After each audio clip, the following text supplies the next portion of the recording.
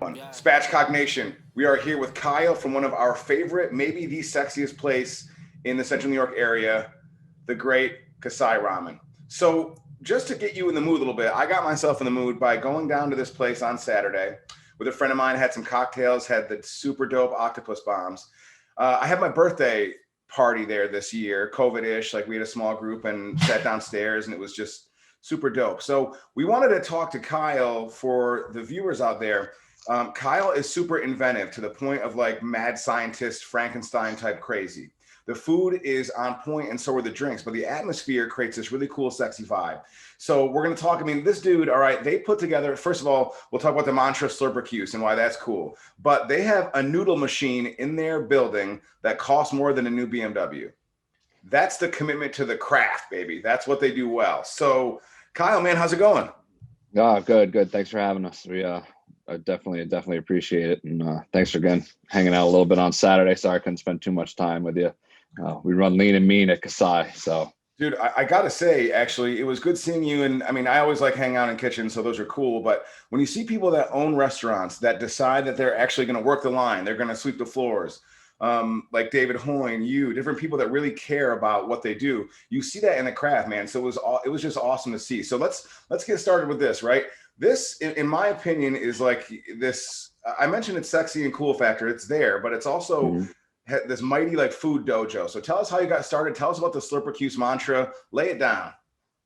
Yeah, the Slurpercuse was just kind of when we were waiting to open because we had construction delays and then permit delays and funding delays.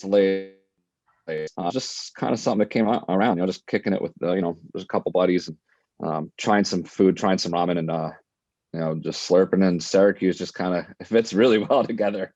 So it wasn't, I'd like to say it was some sort of genius marketing ploy, but it was really just happened by happenstance. It just came out and I don't even remember exactly how, but I know we were eating some noodles and during menu testing, and it just, Slurpercuse hit. Yeah, I mean, I think a big thing of it too. Sorry to cut you off, but no, I go just go remembered for it. actually. I think exactly where it came from. Now that I think about it some more, is we did a pop up. Jason Purdy from Now and Later really helped me out in the beginning by letting us kind of take over Now and Later's kitchen and do a pop up. Now neither one of us knew what we were in for. We got totally annihilated that day. It was beyond busy. I think like 680 people showed up to Now and Later. Yeah. What? While we were just kind of recovering, me and my buddy Seth were eating some noodles, the only two orders that were left, and just kind of hanging out. My bud Chef Seth Nels, who helped me with the pop up. We were just like, man, that's Slurpercuse right there. So that's where it Dude, came up from. the Just flipping Slurpercuse, some I noodles. mean, that was everywhere for a while. And I remember before I'd heard about the restaurant, and then I think I saw a girl wearing a T-shirt that had the Slurpercuse thing on the back of it. And I was like, I don't know what that is, but I need to find out what it is. So Mhm. that hype just got huge. And I think about this too, like at different food festivals and things. The thing about about ramen itself, right, is it can be both peasant food and super luxurious food. So in my mind, it's got to have a great flavor, a great broth, and it can be as easy to construct or as complicated as you want it to be, right? So what Mhm. goes into making a great ramen, like the pro style, or someone's making it at home? What to you signifies great ramen? When it comes to ramen, you know, um, what makes it important is obviously the noodles and the broth. I mean, just everything. So ramen's five components of ramen. You have the tare, the broth, the noodles, the um, um, tare, broth, noodles. Sorry, I didn't You're finish my good. coffee yet. So you have the toppings, the tare, the broth, the noodles, and your toppings. So you start the bowl off with your tare, and then your dashi. This is how we build a bowl at Kasai and everywhere really. So those are your first two components. Now, what those are doing is those are telling you what kind of bowl that you are going to end up with in the end. So shoyu has a soy sauce tare, which it makes it that shoyu broth, and then you hit it with the dashi, which is slightly simmered kombu, shiitake mushrooms, and bonito. If it's a regular dashi, if it's a vegetarian dashi, then you use, mushrooms and other vegetables and kombu. And then you have your noodles, of course, which I think is just hugely important and often overlooked. I agree. When we first started, we didn't have the noodle machine. We were waiting on it, for funding and for it to be then built. And then, it was a process getting it here. And then it came during the summer, right around July 4th weekend. So then it got delayed in customs but boy, what a difference. It was like night and day once we had the noodle machine, from using pre-bought noodles, pre-made noodles. And then of course the broth. So at Kasai, we usually feature 3 to 4 different broths. We also play around, have some fun with some mazamen dishes. And then your toppings, your chashu pork, your fish cakes, if you use those, your fresh produce, gnocchi mushrooms, of course. And then we have some fun with that too. We use Madison Wagyu, ground beef, purebred ground Wagyu. It's a steak blend. We also put some brisket in there as well. And then infuse that with some gochujang, which is like Korean ingredient mostly. But it's just fun to play around. But yeah, so your 5 components: you got your tari, your dashi, noodles, broth, toppings, and that's what makes ramen. Now, if you want to go, it's because that's what it is to me. It's a comforting bowl of food to eat, and that's kind of how we want to approach the whole menu. So comfort food with a little fun. We really just try and get better every day, be better, and that's it's kind of our company motto. Our core focus and belief is just be the best you can be every day, and try and make everything better every day. We're constantly messing around with all the recipes. So that's what it is to us. The inventive stuff. I mean, the recipes, all the it's not just super high quality products, because it is, and the noodles are just like heavenly because they're made in house, but they're way different than your regular prepackaged noodle, which can be fine. But you guys really live up to making things. You have fun with it, but you really put some style to it. And one of the things that we wanted to ask about, cultural fusion and respect is super important to you guys and what you do there. So tell us about that. How do you avoid cultural appropriation? What are some of the things that you guys use in terms of this great blend of cultures, but you're respectful at the same time? Tell us about that. Yeah, I think being mindful and respectful of the ingredients is just anything any chef with pride or a restaurateur with pride is going to do. I think you have to be careful. Of course, nobody.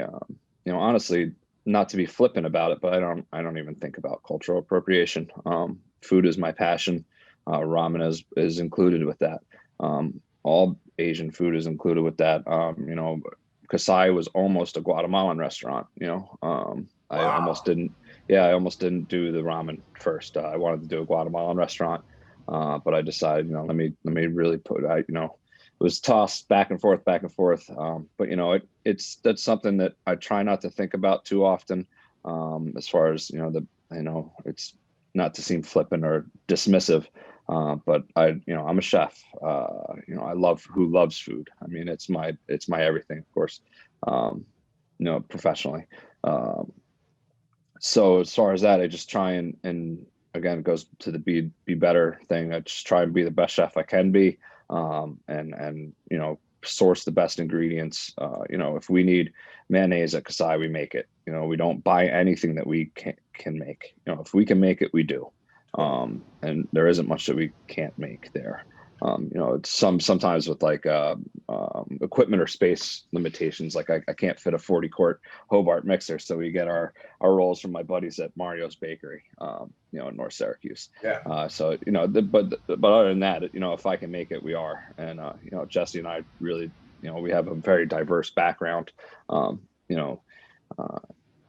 So we are able to kind of, when you spoke of the fusion thing, we are able to bridge a lot of different gaps between my experience at the On Center doing a lot of Middle Eastern food and Pakistani food and Pashtun food. And, I think sometimes when we get tied up in, that guy's not Asian or that guy's not Italian or come on. I've worked in some big, I grew up in Philadelphia and worked in, tons of restaurants there. I can tell you there are Italian kitchens that I worked at where nobody spoke Italian. There was no Italian people in the kitchen. I worked in French restaurants where it was all Haitian cooks, or Guatemalan cooks. It's just, if you love food and really take pride in your craft, I think those things, again, not to be dismissive or flippant about it, but that's not in your headspace. What matters to you is putting out the best food you can and making people happy through that food. I love that answer, because to me, I think great chefs and cooks, people are adventurous, right? Like, I love to try different things, and you're right. You shouldn't need to think about that if you're just being respectful of the food and the ingredients. Like, let's just go, let's make something crazy. And that's one of the things I love about the stuff you guys do there. It's like, all of a sudden it's like, oh, I wouldn't have thought of doing that. And then it's dope. Well, that's the thing. We're not out to exploit anything or exploit nobody. It doesn't even cross our headspace, and that's why it's just kind of shrug it off. We actually haven't had to deal with any kind of blowback from that, thankfully. Yeah, I mean, I've heard nothing. People are super, just love how respectful and how awesome the food is there. But since you love food, here's a tough question for you. You are on death row. What is the death row, the last meal of your life, Kyle? What is it going to be? Are we talking nationality, restaurant? What are we, or just anything? Like anything you want. That's a hard thing to pick up. All right, so yeah, so death row meal. We talking restaurants or just what I would eat? What you would eat? You can have anything in the world. So anything in the world. Man, I have to probably say like a really homemade fajitas or a nice steak fajita. I learned this recipe while I was in Philly from a dishwasher, actually, but he was much more. We found out he was much more in a dishwasher in the restaurant I worked at, my first sous chef job. But he taught me this. So it's not like the fajitas that you would find, at most typical Latin places. It actually was more almost like an Italian fusion. So they made a mother sauce, but whereas your typical marinara is tomato, garlic, onions, this had carrots and bell peppers and hot peppers and tomatoes that you stewed down, and you really made a nice sauce with it. And then you put the marinated beef in there. You threw it on the grill or smoker or whatever, what have you, chicken, and you make this just beautiful, like saucy burrito. It's more of a burrito than a fajita, but we call fajitas. But that might be one. And then a couple of years ago, I was in Las Vegas and I ate at Bouchon, and some of that food was just unreal. So the escargot from Bouchon, maybe. Yes. And then some fajitas. Goodness gracious, that's a tough question. It is. It is. Hopefully, you never have to get the question in real life. You know what I mean? Yeah. And then I don't know. Yeah, right. Oh God. And then maybe some type of flan or nice flan for dessert. Nice caramel flan. I love it. I love a good flan too. So. Your restaurant, like I referenced it earlier, it has this cool, sexy vibe, right? Like, it's just chill and the lighting is great. The music's on point. The people are cool. So, I mean, obviously that's part of what you guys have created, this atmosphere you've created. And every experience I've had there has been this cool, like, sexy, chill experience. What's the sexiest meal experience you've ever had in a restaurant? I'm gonna have to probably go back to the it's a tie. So there's one of my favorite restaurants in Philly, my wife and I's favorites. It's called Tria. It's more of like a cafe, but they do amazing beer, wine, cheese boards, fun little sandwiches. Nothing like not like lunch sandwiches, but like nice creative sandwiches on artisan bread. So that place is super sexy. Awesome. And just the wine and the beer and the food is just very well thought up and just very cool. And then as more of a traditional restaurant, again, probably Bouchon in Vegas, Thomas Keller's restaurant in Paris there. That restaurant was just, it was I got to get a tour of the kitchen too, and the restaurant itself. We were lucky enough that our server that night was his like corporate server, like his guy, like that he goes, that he sends all around. and they just happened to ask why we were in Vegas, and we were there for a culinary conference. And so he's like, "Oh, what do you do?" And I'm a corporate chef at the time, and he's like, "Oh, you want to see the kitchen? Hold on, let me go talk to the chef." And it was really neat to see. He's like, "Say hi to Chef Keller," and I like look up. Wow. Like, yeah, he's got, look, that's New York, that's California, and he's got, like, you can see all the different kitchens and all the different restaurants. But the meal was just, they really took good care of us. I'm sure they do that for all their customers, with that level of restaurant. But that's something that always stuck in my mind. And then honestly, the restaurant, I started in restaurants when I was 12 years old as a busboy, and that restaurant I will never forget. It really left a mark on me. It was, nice upscale Italian, but approachable too. And man, that place was awesome. The food that came out of that kitchen was just unreal.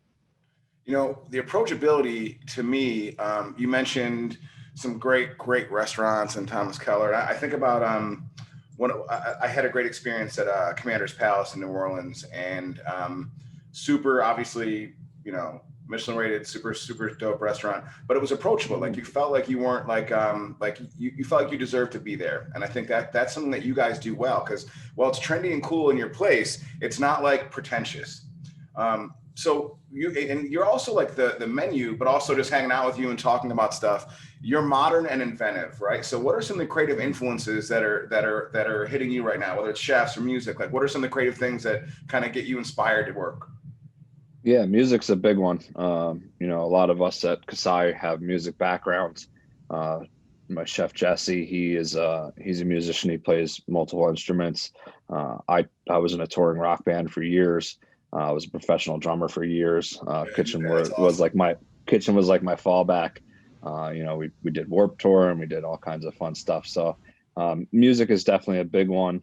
Mahavishnu Orchestra would probably be like our main influence at Kasai. It sounds funny, a 70s jazz fusion band, but that's what I grew up listening to. My father was a drummer as well, Berklee College of Music, and professional drummer as well before I came along. So I'd say jazz fusion, Snarky Puppy, Mahavishnu Orchestra. We also like the real heavy stuff. A band we've been getting into lately, it's called Alpha Wolf. They're like super heavy. Probably one of the heavier bands I've ever listened to from Australia. They, when we're like really prepping hard and like need to get a lot of shit done, that's what we go for. Chef wise, it's so easy this day to get influenced by more chefs. I'd say a lot of them, I don't even know their names, who are influencing. You sign up you follow these hashtags on Instagram, and late at night when I'm unwinding, laying in bed or having a brew and just kind of thinking about the day. That's how I like to unwind, funny enough, with food, but either food or sports and or music. And so I'd say that, of course, the normal, usual list of characters is Ramsay. Samuelson's a big one for me. Also, I really liked following Chef Katani as a chef from New York. He's a soba noodle master and also a ramen master. I've done some studying with him over the last couple of years, not so much now because of COVID, unfortunately. He actually had a trip to Syracuse where he was going to spend a couple of days with us planned, but then COVID hit. Yeah. So I actually met him through the company that I bought the noodle machine with. So I've been studying for about 2 years with the CEO and founder of the noodle company and his two people that work directly under him. Just training on how to make noodles, just refining processes. Most of it I learned on my own, buying books, going into New York City, trying to spend time at Ivan Ramen or Noodle Bar, just learning, absorbing as much as I can, watching every video in the world. But then once I started diving into the noodle machine, that comes with some resources as well, and led me to one of the noodle classes that I went to in Manhattan. Chef Katani was teaching there as well. So after the noodle class, he taught part of the noodle class, and then he taught his own private students who were flying in from all over the country. Because again, he's a Japanese noodle master. Yeah. So you want to learn anything you can from this guy. His restaurants in New York are phenomenal. So I stayed after a little bit, almost missed my plane, and just kind of picked his brain. But we've been, we text, weekly or bi-weekly, and we keep up. And, hey chef, what do you think of this recipe? Or hey, I'm having problems with this part of the broth. What do you do here? And it's just I'm lucky enough to where he's kind of opened up to me a bit, because sometimes chefs or dual chefs aren't often very sharing, but I've been lucky enough to find a couple that do have kind of warmed up to me and shared some secrets. I mean, but you're giving like that too, in terms of like doing this interview and talking to other people. So I'm glad that I mean that's amazing that he was going to be here. And I also like that, like we talk about this community in Syracuse with the restaurants, and most of them, like you guys, are really good about everybody else, right? And you want to encourage, oh, you should go have this or try that there. So if you had to pick a 3-course meal using Syracuse area restaurants, just not your own, what would be your appetizer, the main course, and a dessert? Good one. Probably for appetizer, probably hit up my buddy Cody at DeFee. Get a nice little couple small plates paired with a nice cocktail or bourbon or whiskey. I'm a whiskey guy, so probably whiskey for me. Main course, it's hard to pick one. It depends on what mood you're in, Totally. Shoot, I'd probably go maybe a nice Calabrian pizza from Paulie, add prosciutto, extra honey, add a pizza. Yes. That sounds awesome right now. Yeah, if I'm in the mood for pizza, if I'm in the mood for barbecue, I'll probably go with a brisket sandwich at Dino. They used to have a brisket Reuben that was amazing. I remember. Also, I'm gonna cheat. I'm gonna give you like a couple different styles of food depending on the mood, because I can't just pick one. It's just not possible. And then if I want like a nice sit down meal, I might go see my buddy Paulie at Francesca's. They do a great job there. Or Peter up in Nestico's, which was my first chef job here in Syracuse. They're always for a good meal there. And then dessert, man, my boy Mike at Mario's Bakery does some killer Italian cookies, so that would have to be one of them. Sweet Praxis, and I don't know if you mess with them at all, but wow, yeah, those croissants, man. Whew, they brought us a little gift box of croissants during like the first shutdown, because they came to get some noodles, and they brought us some croissants, man. The chocolate croissants. Woo-hoo-hoo. Dude, I can't go. Like I for a while I basically blocked myself from going there, because I would meet someone for coffee. And one time I was in there and we're just getting coffee and having a meeting, and they had gin and tonic cookies. I'm like, all right, I mean, that sounds interesting. So I had one, and then I ended up eating like 5. I'm like, I need to not go here for a while. Like, this is dangerous. They're great. And, of course, there's so many others too. Richard Eden. I've been wanting to check out St. Urban. It's getting great. Of course, and then if we want to do some lunch, which I'll bend the rules some more. Love it. Nice Reuben from Kitty's, man. I treat my staff to those almost 2-3 times a month, because we love crushing those things. They do a great job. I just had one of those last week. So you know what? Me too. I think about also too, like I've had good, obviously good times in your joint, and it's an experience, and that's what's important, right? Especially when you're someone's coming in for a date or for dinner or an anniversary.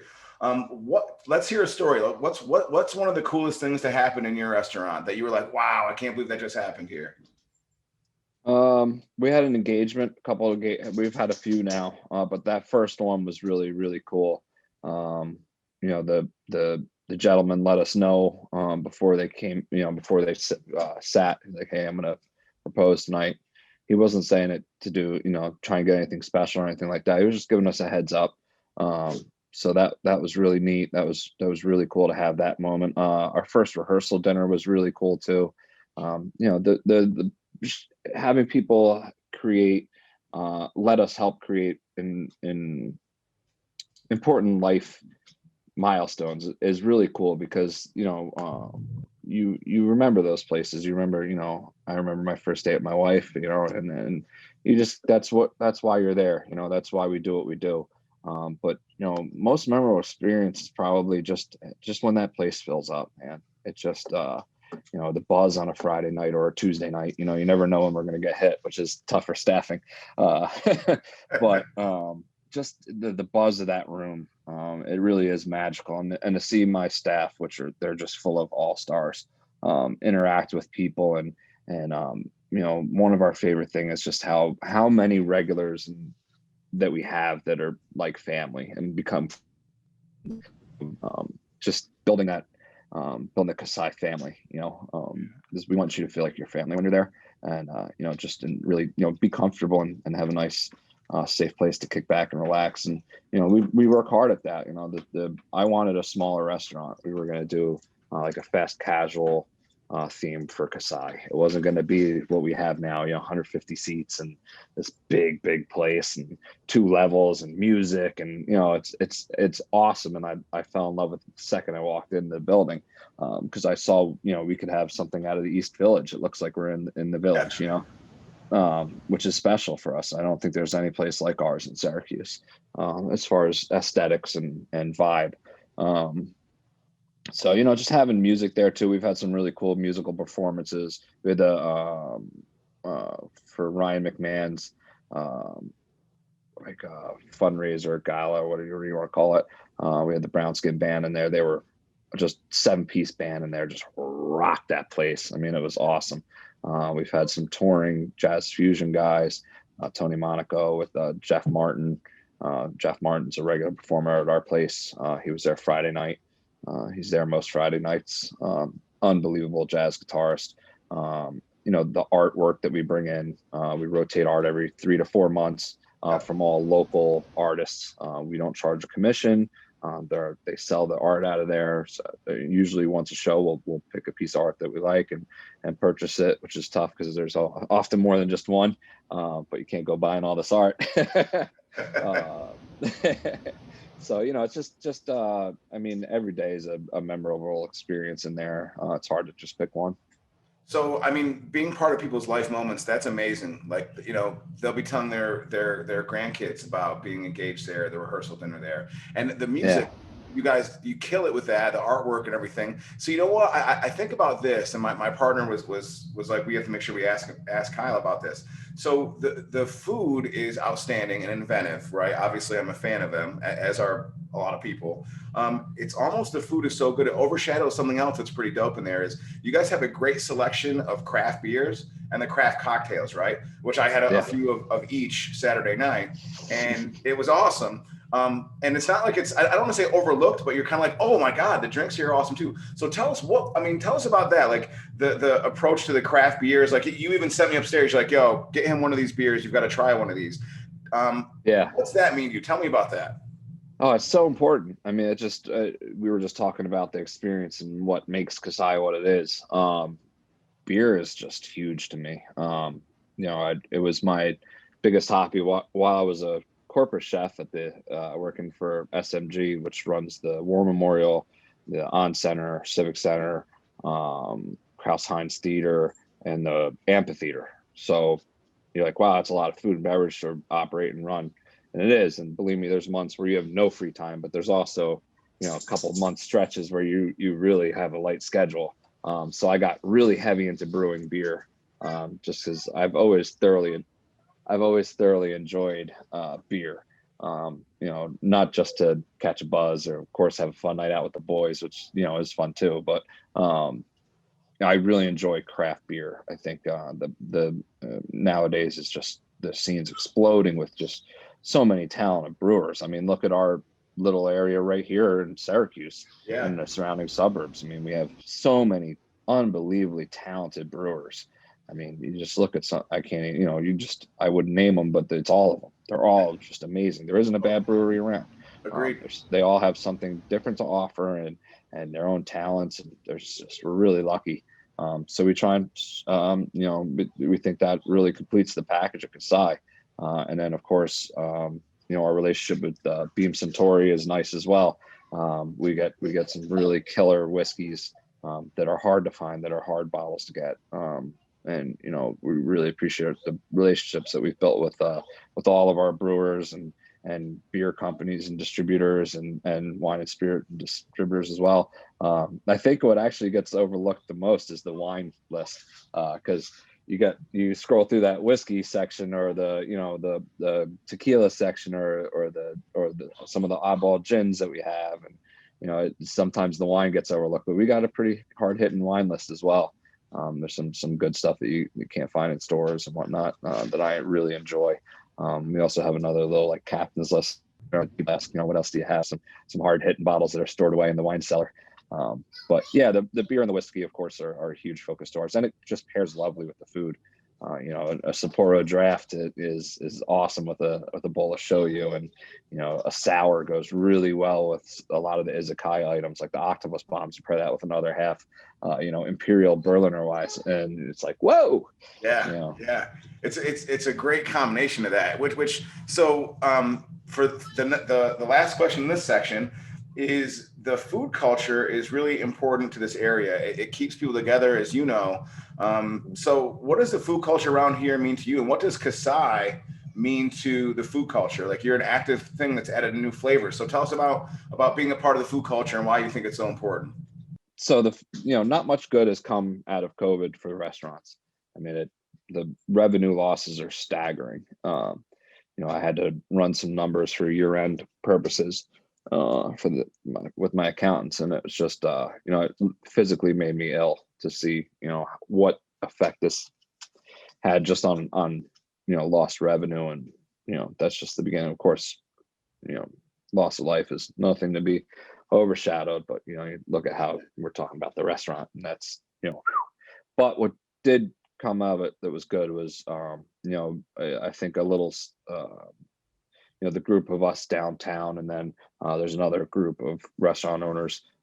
Me, from being out of town, I really don't know too many people up here. Even though I've been here for 8 or 9 years, I kind of just while I was getting ready to open Kasai for 4 or 5 years, I was just on that mission of learning everything I could about ramen, about the history of ramen, about the history of Japanese food, why they took because a lot of people think that ramen started in Japan. It did not. It's actually a Chinese cuisine, and the Chinese did it a little differently. Okay. So how did the Japanese take what they saw from China in their trades and so it came into like the seaports first during the war. So people think ramen's centuries old. It's like 60 years old. Wow. So people I thought it was centuries years. Oh no, the 40s, like 42, 43 during the war is when ramen started to take over Japan.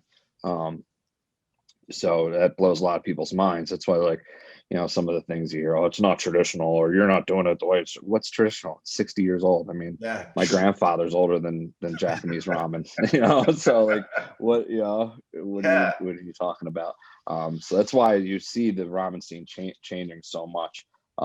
But it was kind of neat to get to know some of these owners that I didn't know. I had Paulie and I from Apiza, he was one of the first owners to introduce himself when we opened. I think it was our opening week. Him and John Stage came in, and we're just super kind. And I developed a good relationship with Paulie. There's a few other around town, Rich from Eden, Cody from Defee, that I've just been friends with for years. But it was neat to meet David from Kitty Hoynes, a place where I used to go a lot when I had a life. And but it was neat to get to meet some of these guys that are those Karen I from Pastas. I didn't know her, and then a few others from around town too. That you just, not because of neglect or anything, we all just are so, restaurant takes a lot of energy, and we have children. A lot of us have children, and that takes a lot of energy too. So you just kind of get caught up in your own little bubble. But it's been pretty neat to become friendly with these guys and lean on each other for support and advice and this and that. But as far as the community goes, I think before COVID hit, we were really starting to see a major renaissance. And I think now, hopefully this thing doesn't hurt us so bad that it stops it. I think a big concern is sure, we were under some, odd restrictions and odd, why was the restaurant industry getting hit so hard? I don't think we'll ever get the answers to that. But one thing I do worry about is the state of the industry moving forward. right? Because you've had this fear mongering and this kind of narrative that restaurants are dangerous. Right. That might take some work to get people out of it. We've been super busy these last couple of weeks since the zones were lifted. So hopefully not, but it is a fear that we have. But I hope, with additions like the Salt City Market and, maybe we got some more restaurateurs coming in that are going to keep pushing the boundaries and keep adding to the great scene that we already have, down, especially just to kind of tie it into our own bubble downtown. You got your staples there, Dinosaur, Kitty's, Pastas.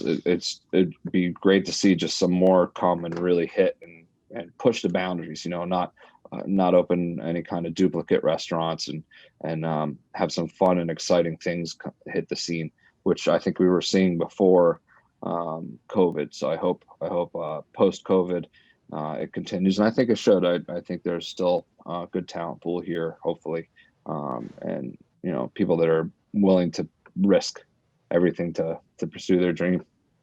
You said that really well. I mean, you said everything well today.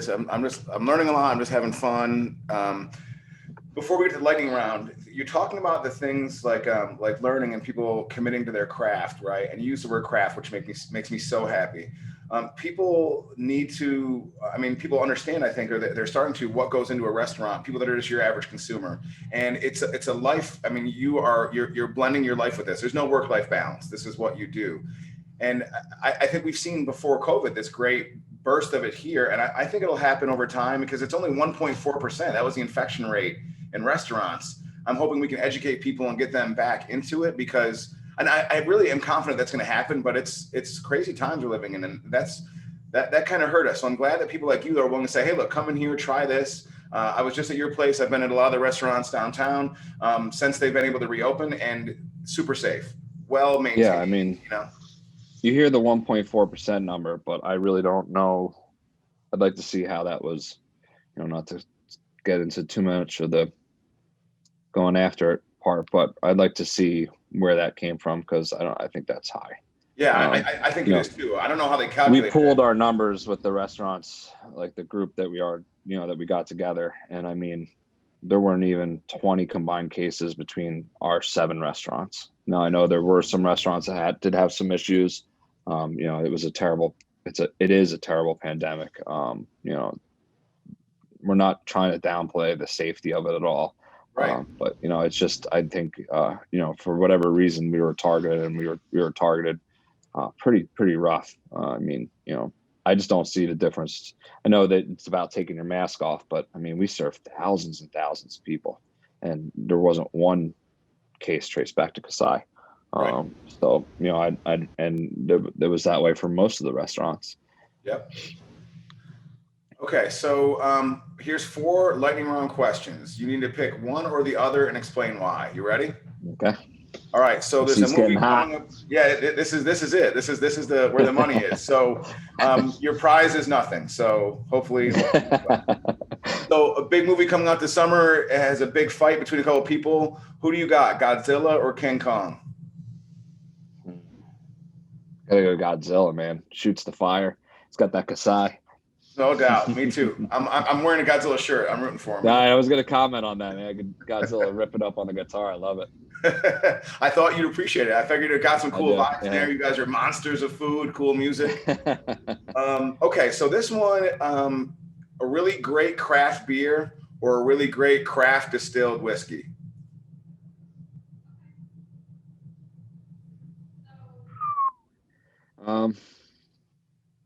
That's gonna be the hardest one yet. How rare is the whiskey? How hard is it to find? They're both very, very hard to find. Like the craft beer, someone had to wait in line for 2 days to get it. The whiskey, you had to pay off some people just to get a taste of it. I'm probably gonna go with the whiskey, and just because some of these whiskeys that are hard to find, there really is such a difference. I think there's so much abundance in amazing craft breweries that of course my favorite beer is, there's none that I don't feel like, in my opinion, they're to my taste that are just as good, but I could be happy with another one. Some of these whiskeys, like the first time I had Yamazaki 18, I was, or a nice red breast, or Yeah. so I'll probably go with whiskey, even though I generally prefer beer. Okay, that's a great answer. Thoughtful too. All right, so one of the following two people is going to come in and have dinner at your restaurant. Which one do you prefer, Beyonce or Rihanna?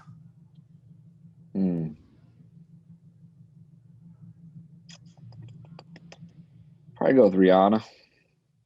Good choice. I think I just like I think I don't really know why. I think I don't she really fits, know much about either one of them. So I think her style fits the vibe, right? She does fashion yeah. stuff for Puma, so I can see her wearing a cool pair of Pumas in there. Okay, this is the Yeah, last I'm a one. big Puma. Actually wearing Puma today. I wear Puma most days, so That's what it thanks. is. We'll get a little brand plug in there. Yeah, Yes. yeah. So I'll probably go Rihanna. She seems pretty cool. Not that Beyonce doesn't, but I think our style's a little more Rihanna than Beyonce, or maybe a little more bad girl than Beyonce is.